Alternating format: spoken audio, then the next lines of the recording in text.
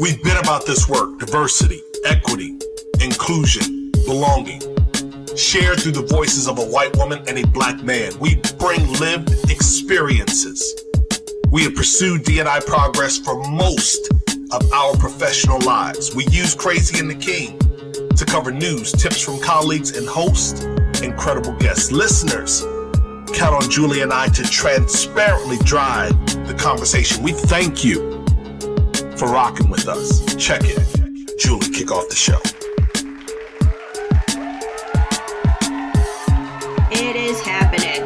Welcome to Crazy and the King. Hey, I know you've heard that phrase, angry. I could probably pick any one that I want, but because we are having a special conversation today, I know that you've heard the phrase angry black man. Yeah. When you heard that phrase, like, this is well before you rocking with Torin, Crazy and the King. So this is pre 2018. When you heard the phrase, Jay, what did you think? And I really want you to just try to go back, even if it causes you to pause, be silent for a moment, be honest. I really want you to think when you heard phrases like angry black woman, angry black man, because they never said angry white woman. They've never said angry white man. It's always been angry black man, angry black woman. Occasionally, maybe, but that typically is the phrase. What did you think prior to doing all of this work in diversity and inclusion? And how are you? Yeah, it's a great question because the way I think about angry black man actually changed dramatically after you and I became friends, because we had very different conversations than I've ever had in my life about it. But that being said, I mean, I feel like when I heard it as a kid, it was just sort of probably something I heard pretty regularly as a kid. So it was just a common descriptor. That I don't know if I took it as good or bad, but it certainly probably created something in me, right, that started to set that bias as a child that I had to work through. But I think the other thing is that when I think about it as kind of my first adult reactions, it was always about someone who was asking for what I had, right? Just normal things like, you know, Malcolm X is an angry black man. Dr. King was an angry black man. You know, Reverend Sharpton's an angry black man. Like, it was always in it, for me, at least my first reaction, and this really is like, truly you're getting it firsthand for me, is that it was always directed at activist class black men as a way to demean them. And I didn't realize that or understand that until I was probably in my 20s, that was done with purposeful action. Yeah. So let me ask you, and I know I cut you off. I apologize to a degree, but you said something, and I want to see if we can get into that conversation just a little bit. You said you didn't recognize it. First, you started as a child, and I think I know what you mean when you say as a child, a mid-level teen, older teen, 18, 19, 20, where you're really recognizing what's happening. Actually, it was happening before that. Yes. I mean, as a kid, I grew up in a very racist part of the country, still is a very racist part of the country. And so I don't remember ever hearing like the N-word as a kid, but It was derogatory. Interesting. Yeah, very derogatory. So yeah, in my brain, it was like 7, 8, 9. Okay, got it. Thank you for that. All right, cool. So then you say that you began to, when you really paid attention to the phraseology and maybe even silently uttered it yourself, it was typically towards those that were more of the activists. And so I think I heard you say it was really in your 20s that you began to sort of wrestle with that understanding and really how it meant. You used the word to demean. I would like to throw in a word to diminish, if that's okay with you. You would use it to devalue, to diminish, to distract individuals, if you will, from what was being said. And so For you now, how does it sit now when you hear that phrase? Does it cause you to pause when you say, if you hear it from someone or you read it somewhere, do you take a moment to say, wait a minute, let me evaluate who they are attaching it to, why they are attaching it, and sort of process it differently? What do you sort of take yourself mentally through? Yeah, so there's two times that actually kind of stand out to me in this moment. The first one is not long after you and I met, and you told me a story about something that you said on stage that caused you some pain. Yep. And Chad and I actually stopped and we talked about it, and am like, I can get away with saying less things than he can.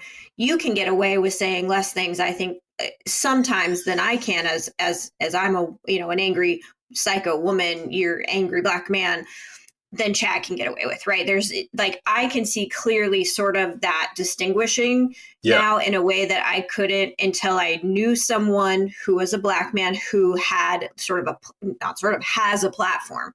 So that, like, what that conversation caused me to do was always to think about how you have to say things differently than I have to, and I have to say them differently than you do. And that's one of the things I have learned a lot from you. The other time is not an angry black man, but an angry black woman. When we had Michael's wife on, Melissa, the man that died a couple of years ago now, the disabled black man. Why is my brain blanking on the last name?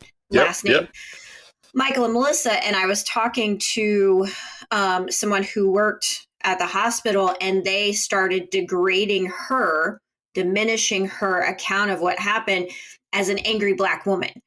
And it like hit me immediately, and I was fucking furious. I'm like, I can see what's happening. I can see, the words that you're using are meant to lessen my opinion of her or the validity of her claim. And you are doing it on purpose. And that was like, this crazy aha moment for me of going like, no, that's, I can see it. And now it's happening to someone that I know, and you're doing it to her in front of me. That was like, that has sat with me the whole time. Yeah, I'm looking away from the camera. I'm literally I see the last name. It begins with an H. And for whatever reason, I cannot think of Michael's last name right now. And it's really blowing my mind because it was such a great example. Just the disregard in which the way that they devalued the wife. Go ahead, say it. Hickson, that's it. I knew it began with an H. Thank you. Michael Hickson, and the way that they devalued his wife, the family did not listen to her. Just the agony in the voicemail. I remember, I wish I could Google real quick the episode in which we talked about them. I want to see, actually, I got to do that. You know what? I have to do that just so I can. I think that was like episode July 8th of 2020. Episode 21. I believe that was 21. So the reason I bring that up is because we're going to have a conversation today with Zachary Nunn from Living Corporate. And I wanted to have this conversation, and thank you again for just your honesty and your transparency, your slight moment of vulnerability, your revelation, if you will, because I think it's extremely important for people to understand why certain persons, why we show up the way that we show up, unapologetic, unwavering, relentless, if you will, determined in how we present the information, how we challenge individuals to live and wrestle, as my good friend Dr. Cornel West says, wrestle with what it means to be human. Zachary Nunn challenges you to wrestle with what it means to be human in the corporate corridor, and he does it in a way, again, that is, listen, I'm not trying to be mean-spirited. I'm not trying to be bombastic and toxic and the bull in the china shop. I'm just simply saying, here is these are the facts. And I want you to see the facts for what they are. One thing that I like about Zach is he's not an individual who's going to spend a great deal of time and inordinate amount of time trying to go back and forth negatively. And you and I talked about this. There are some people that we have considered bringing on our show, and we've said, well, I know, yeah, we've just decided maybe not now, perhaps another time, but maybe not now, because that's not the energy in which we want to be captured and recorded in history on our show. Zach has a voice that we want to be recorded historically on our show. And so I think it's going to be important for people to receive him differently than they made with that whole angry black man. So let's take a quick break and let's get to Mr. Zach Nunn. So, in our prep, Torin, for this conversation with Zach, CEO and founder of Living Corporate, we were talking to Zach about, what really started as a monthly singular podcast, and now it's turned into this sort of multimedia network called Living Corporate. And, how important it was for Zach to sort of think beyond just corporate diversity, equity, inclusion programs as they are, and sort of bring us into a larger conversation. Yeah, absolutely. And I mean, when we had Zach, it was beautiful for him to really paint a colorful picture around the broadness of D&I and D&I related content. Not that content had to sit only in one place or business unit inside of the organization, but the broader collective of contribution, how we would raise and provide that content for the larger audience. And so if we can, let's just pick up where Zach really reinforced the need for this broader curation of content. Torin, as we were prepping for this call with Zachary Nunn, CEO and co-founder of Living Corporate, a new media platform, Zach really told us he thinks corporate diversity, equity, inclusion programs are a scam. And we're going to get to that in our conversation. But, what we really wanted to know is, how does this monthly singular podcast turn into this multimedia network? And why was it so important that Zach take this conversation in this direction? Yeah, it was a really good conversation. I mean, we talked about online trolling. We talked about, some of the things that he's said around respectability politics in the workplace. But really, we have to start with why Living Corporate is here. And for Zach, it was just about there not being any content. There not being enough content. There not being enough individuals that were contributing to the curation of that content. And I think third and most importantly, where this content was coming from. Zach really felt like we should have a broader range of voices contributing to the conversation. And so that's where we actually pick up in this episode of Crazy and the King. Just want to make sure that listeners heard what Zach said in that response. And in such, he didn't lay the responsibility of curating that content on a particular department like learning and development or a particular role like a chief diversity officer. He put it on a broader audience of individuals. And, really what he is asking each of you to do, encouraging each of you to do, instructing each of you, even though it was a post response, we got to shift our relationship with power. We have to demand something different of those that are responsible for feeding, including, developing, and inspiring us inside of our workplaces, which is in part why we have Living Corporate. Go ahead, Jay. Yeah, I mean, I think just even more bluntly is that all of this is about keeping white people comfortable in power, certainly, but also comfortable with their power and not making us have those uncomfortable conversations, because then we may not choose to participate. And what would we do if if a white person chose not to participate. And a quote that you had, Zach, in Voyage Dallas, I really loved, is the reality is anytime you explicitly push to advocate for Black and brown people, you'll face some adversity. We've had external pressures to broaden our platform to center white men in our work and stray away from certain terms and language like white supremacy, racism, and white fragility.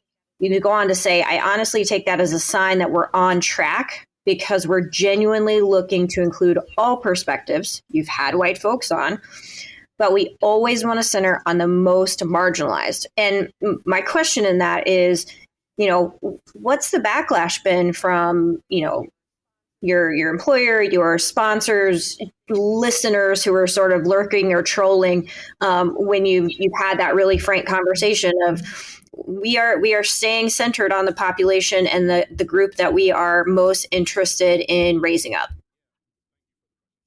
Yeah, thank you for the question. So the backlash comes in a few different ways. One, of course, on YouTube. First of all, we don't even promote our content on YouTube like that. We use YouTube just for SEO purposes. But every now and then, a bunch of trolls will find a YouTube video and then start just comment bombing, disliking, whatever the case is. Living Corporate as a podcast on Apple Podcasts suffered a few trolls. But I'll say this is we've been really fortunate in not getting super attacked. Again, I can point to a handful of videos and a handful of episodes where we've gotten, and I can, maybe 7 or 8 emails, but again, compared to other platforms, not that crazy. And then I think the other piece is when it comes to our sponsors, we're really selective and thoughtful in who we choose to work with because we're very explicit and intentional about what our brand is and what we're doing. So we don't get backlash from any sponsors. That's also though why we don't do a lot of dynamically inserted ads. We don't work like that. Any brand that we work with, they know we're here to center and amplify Black and brown voices. That does not mean we're here to necessarily demonize any other group. We are going to speak historically, factually, objectively, factually about the landscape within which we exist. And that if that happens to hurt your feelings, well, maybe you take this opportunity to learn and grow, right? But I'll say for us is that we've been really fortunate. If I was to compare, I would say if I was to compare all of our engagements, right? I would only say maybe 15% of it is racist trolls. And I think that's pretty great when I look at other platforms and spaces where, it might be half. And then you become this space where the majority of your content is clapping back at racist trolls. And I respect people on LinkedIn who do that, who take the time to write content to shut racists down and all that kind of stuff. I feel that's kind of like throwing a tennis ball against a wall. I don't know if you're really ever going to win that match. I'm not interested in doing that. I'm interested in creating content that centers and amplifies Black and brown people. And so I'm never going to fall into the trap of oh, they wrote this about me, or I don't there's probably 30 comments on we had an interview with Syra Rao and Regina Jackson, who created Race to Dinner. And there's probably 100 comments on there that are all race. I'm not about to be on YouTube, dog, arguing with y'all back and forth and commenting and trying to justify my position. We've had all, I'm not doing that. Y'all have a blast with that. Thank you for keeping our engagement numbers up. I'm going to stay on my mission. I'm going to stay on our purpose. And I'm going to continue with that. And our sponsors appreciate that. And I appreciate that too. As do we. And, when Julie said a moment ago, white fragility, it leads to a clip, that I captured earlier in the year, or shall I say late in the year. You actually did an interview. You did an interview with some folks over at Blind, and one of the hosts, and this right here, I'm saying Blind and I'm saying the host, Jack Kelly, and his co-host, Rick Chen. But I say their names not in a way of being punitive, but amplifying or showcasing real time that white fragility that you mentioned. So in this clip, Jack is answering a question that you had. Your question to him was, do you really believe that? Do you really believe that something is being taken away from you. So before you respond, let's let listeners hear the clip. So what are you alluding to with the first statement? You're saying that you think that black people have like some type of privilege, they get more scholarships than white people? Absolutely. Okay, that's not factual. So you should study, because like that's not true.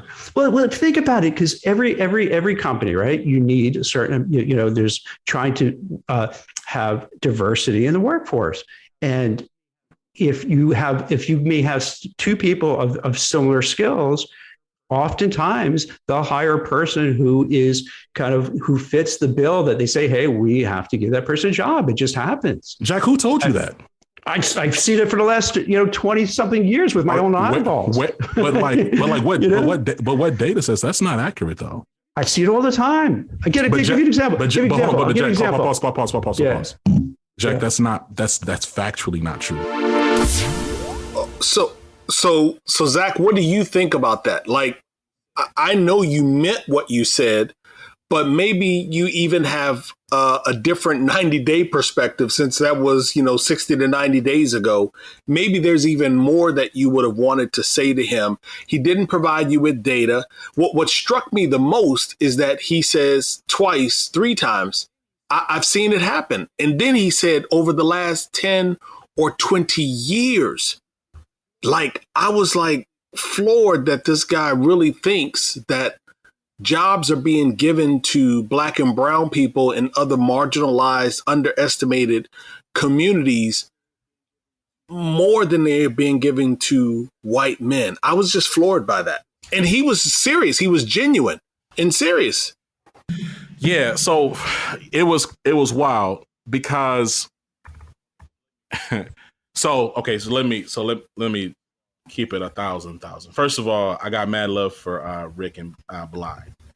So while he was, if y'all hear the whole episode, it was strange, and I think I said something like, "This is actually really interesting to engage in this in real time." But I was also hitting up Rick on the side, and I was like, "Hey man, your host is wilding." Like, I was really confused, and what I was thinking about in real time, Torin was like, and what I was just, it was like, man, like, these white folks are really, really threatened by non-white people. Like, and it was scary. And I think I said this later in the conversation, because I said, you should read more. I told him you should pick up something. You did. You sure did. Like, you absolutely did. because it was scary to me. Because, like, man, this is a grown man. Like, Torin, like, I think he's older than me and you, dog. Like, he's grown. Mm-hmm. So it was scary. Like, you've been living life long enough, and you're advising executives, and you've been doing recruiting. He said himself, I've been recruiting for 20 plus years, whatever he said. I'm like, bro, like, you, by the merit of your own experience, you should have a more informed position. So it was scary. It was sad.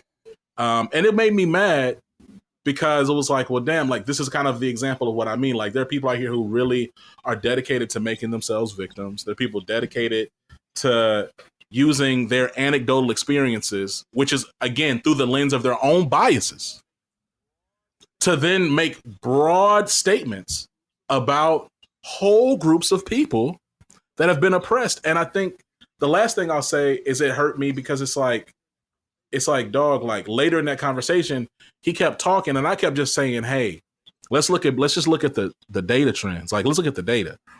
And then, like, in real time, if y'all listen to the whole episode, in real time, he made some comment about, well, what about these poor white guys who are losing jobs to women? Mm-hmm. And what happens to them? And I said, first of all, white men are overly represented in executive positions. So I don't care about what happens to white men. But 2, if that white man was to, like, lose a job out to a woman, he'll just end up getting another job somewhere else. He'll be fine. And because he had a little goofy example, and then he backdoored and said, well, yeah, I mean, with the guy I'm talking about, he ended up just getting another executive. I was like, well, so then what are you talking about, Jack? Like, what are we actually having a conversation about at this point, right?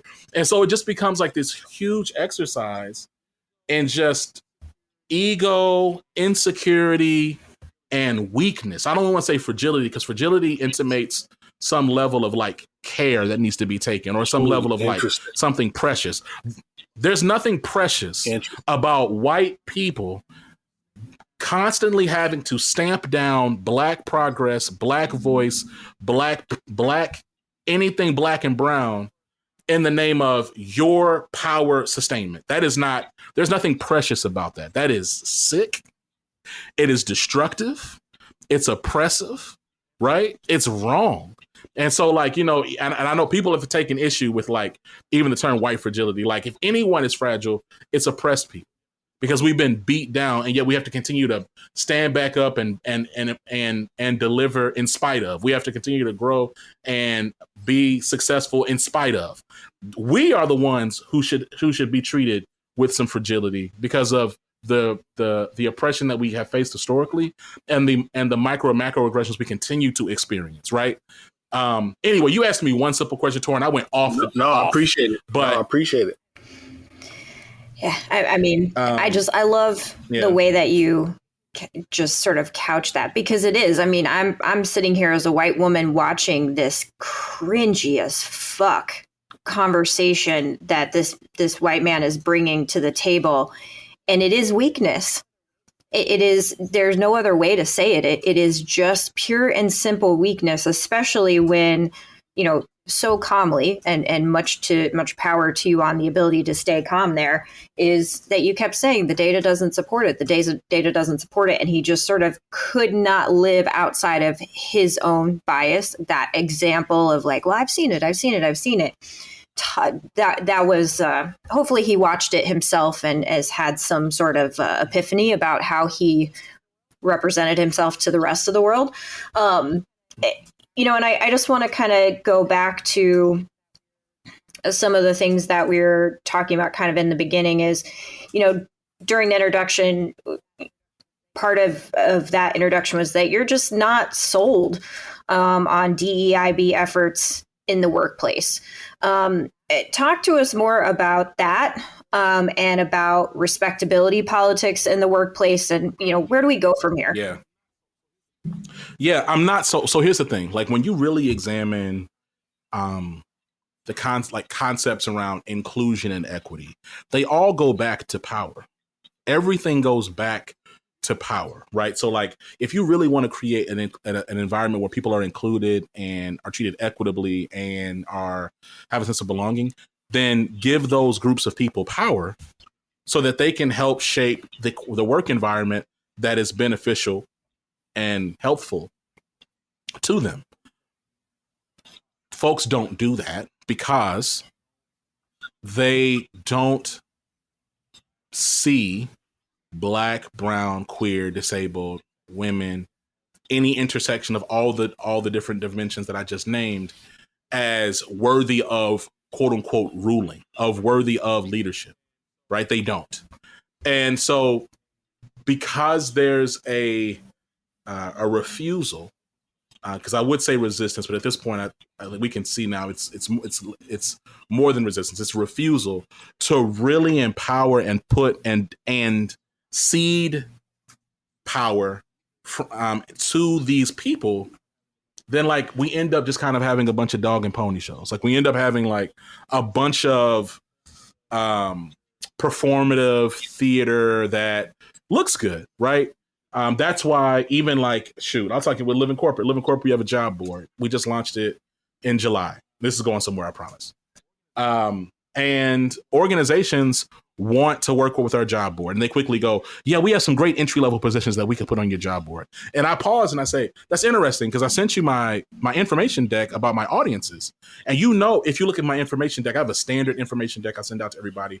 One of the slides is who's our core audience. And part of our audience is Gen Zers. Part of our audience is millennials, Gen Xers, and then young baby boomers. And then I talk about it's black and brown. Here are the cities. So for you to look at that information and then say, for you to default still, or without even asking who our population is, to default and say, we got some great entry level positions. We have some great college positions. It's like, we're honestly conditioned to see Black and brown, to see non-white straight men as inferior. And so that's part of like just how DEI or DEIB or ID or whatever, however you want to make the acronym up, there's limits there because there's a genuine resistance and refusal to cede power. So that's the first thing. And then when it comes to respectability politics, I think, because whiteness is seen, kind of going back to what I said earlier, like whiteness is seen as the default, and it is also the ideal. It is the North Star to be. So what happens is you have Black and brown folks, we're conditioned, and this has been historically for our own survival, to quote unquote code switch, to put on a different personality, persona, voice, to better assimilate into these majority white spaces. I think the obvious fact, though, that destroys all of that destroys all of the whole goal of culture, is that white people know that you're not white. Okay. So I'm going to show up. I'm 6'2", 285 pounds. I am Black. It does not matter how I conjugate my verbs. It does not matter the tone in which I take in my speech pattern. It doesn't matter what pop culture I decide to reference. It does not matter the humorous phrases I may take on. It doesn't matter how much I follow NASCAR. It doesn't matter. You're not going to do enough to outpace the fact that they see your different skin, or the fact that they know that you're not a man, or that you're like, you cannot outperform racism. You cannot outperform your pigmentation. And so the trick but a lot of us, we've deluded ourselves, even now in 2022, that if we dress a certain way, if we speak a certain way, if we walk a certain way, then white people will suddenly treat us like we're not white and will be able to ascend. And I can tell you, going back to what you said about my conversation with Jack, the data shows that respectability politics are not beneficial to Black people as a whole, right? We have fewer Black CEOs, fewer Black board members now than we ever had before in the past, 40, 50 years. Like, our numbers are not growing and increasing, right? Like, they're not. Morehouse is not churning out Black CEOs every year. They're not. You don't see a bunch of Black CEOs coming out of Howard. Like, these are some of the meccas of respectability, right? These space Spelman. We do not see, these are the places where white organizations flock to get Black talent. And yet, even with that, we don't see booms of Black representation and even mid-level manager positions. Like, let's not even talk about C-suite. Let's just talk about director up, executive up. We don't see a bunch of us. And so I'm on the go. My goal is to be as free as possible in these spaces that do not want me to be free. I'm going to show up as authentically me as I possibly can every single day. I'm going to say what I want to say. I'm going to say it with respect because I expect respect back. I'm going to serve others. I'm going to be gracious. I'm going to be kind, and I'm going to be me. But I'm not going, and I'm not going to swallow who I am in the name of being accepted or thinking that that's going to be some type of camouflage. It isn't. It's not possible. You mentioned pop culture just a few moments ago, as well as, the not mincing of words. And you actually, you have some things to say. So I'm going to assume that a few months back, you saw the social post of one of the rap stars and the political mouthpieces wearing shirts that said "White Lives Matter."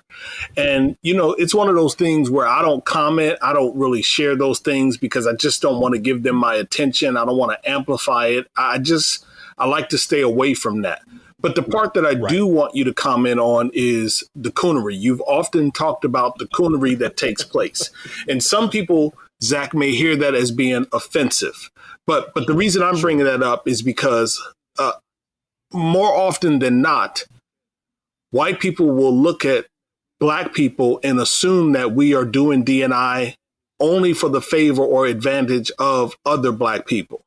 That we are doing this work because we are protecting our own, that we will support all of our own in a monolithic type way. What I see in you, in me, and in certainly a number of others is that we ain't for the bullshit. And so you will call out that coonery. Why is it important for you personally to hold all audiences accountable? Hey, because you're absolutely right. I'm gonna call it out when I see it because it's destructive, it's harmful, it's wrong, right? So like I'm gonna call. I try to call things down the middle, and I'll say it's there's a certain additional level of harm that happens when you have white supremacy dressed up like white supremacy and blackface. Like it's interesting. We actually had Caitlin Rosenthal on. This was years ago. It's like this was like maybe 2 years ago. Dr. Caitlin Rosenthal is the author of this book called Accounting for Slavery. And it's a study of organizational management, or rather how slavery, chattel slavery, helped to shape and create a lot of the organizational management structures that we look at today. It's very, very riveting work. I would recommend everybody check it out. It's incredible. But the point of it, what you talked about is that the whole idea of white folks delegating other black folks, sometimes black folks who were maybe older or who were maybe had a disability, like a physical disability, they were too tired, too weak to work, or could not work in the conditions. I don't want to say they were weak, but they could not fulfill the field hand duties. They would be overseers. They would be overseers under the chief overseer, right? And I am sensitive to the idea of black folks oppressing or creating other oppressive barriers for other black and brown folks. I'm sensitive to that because it's insidious, and there's a layer of harm that black folks who decide to be coonish can take on, Torin, because they're camouflaged. They are camouflaged with other black folks, at least, or other black and brown people, at least for a season, because they look like the people that they're oppressing. And so it's important that they get called out, and not that they get called out in a silo, but they have to be named, because all skin folk are not kinfolk.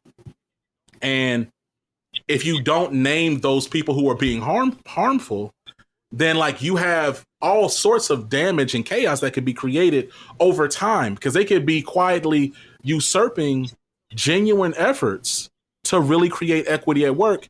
But you think this person's on your side. Meanwhile, they're running back to massa talking about you, or they just kind of throw little wrenches in what you're doing, asking you, well, what does that really mean? And well, why don't we try this and try that? And it dilutes the message. It's harmful. And so it's important that those people are held accountable within the context of this larger white supremacist system. I've yet to ever call out like a black diversity inclusion leader or a brown diversity inclusion leader without naming the system that they're participating in and really calling out that CEO right next to them, because they're only moving like that because they're empowered to move. Interesting. You know what he's saying, Jay, what I'm hearing, if I could synthesize that, is those folks that are in blackface, undergirding white supremacy and institutional systems that oppress other people, they're pulling that ladder up. They are the ones that are pulling that ladder up, making it harder for other individuals to receive the development that they are so deserving of, the inspiration that they are so deserving of, the resource that they absolutely are deserving of. Those individuals are the chaos in the system, and he is absolutely right. We need to underscore them. And so let me go back and just make a brief edit to my piece. I said the rap star and the political mouthpiece. That would be Kanye and Candace Owens. Yes, that would be those two individuals that are dangerous, and they're the ones that are pulling the ladder up. So, Jay, take it away. Yeah, incredible conversation. I've enjoyed it immensely. If you're interested in connecting with Zach, learning more about Living Corporate, you can go to their website, living-corporate.com. Zach's on Twitter at RevNunn, Nunn Wisdom. Zach, where else can our listeners connect with you and your team over at Living Corporate? You know what? Just Google Living Corporate. You know what I mean? Like, y'all got a bunch of links every day that y'all got to get out there. Just check out Living Corporate. All right. Wow. What a conversation. You can only say wow when we have somebody who is able to like talk about the corporate community, talk about the social community, talk about pop culture, if you will. Love how he could weave in a little bit of his opinion around politics. Zach, we really appreciate you for joining us here on Crazy and the King. Her Voice segment is where we amplify women that are making moves. And first up, Jay, I think you like the folks at Power to Fly. I do. So Power to Fly co-founders Melania Berry and Catherine Zaleski to fast-track economic equity by upskilling and connecting underrepresented talent to roles in highly visible sectors. Love it. And we have Dr. Sheila Robinson. She is a celebrated publisher, best-selling author on leadership, inspiring speaker, and talent innovation specialist. Her company is Diversity Women Media. It's been recognized nationally as a leading multi-platform enterprise with program offerings that advances all dimensions of diversity and inclusion. And to wrap up this episode, Julia Guerin, Manager of Education Partner Program at HubSpot, and Kim Diaz, Director of Talent and Outreach at Pixar. These two names came from the Untapped 100 DEIB Leaders for 2022. As always, you can check out the full list at untapped.io. Untapped.io. Some incredible names on that list. And if you missed our episode with Tarek Myers, you can kind of scroll back. I know it dropped at some point in early October. Go catch the replay. And while you're there, make sure you sign up for our newsletter, crazyandtheking.com. We close reminding each and every one of you to share the pod with your digital tribe and to find your voice. Be a better human. Let's create better culture, teams, and workplaces. For now, Jay and I are in that holiday spirit, and we're Ghost. See ya.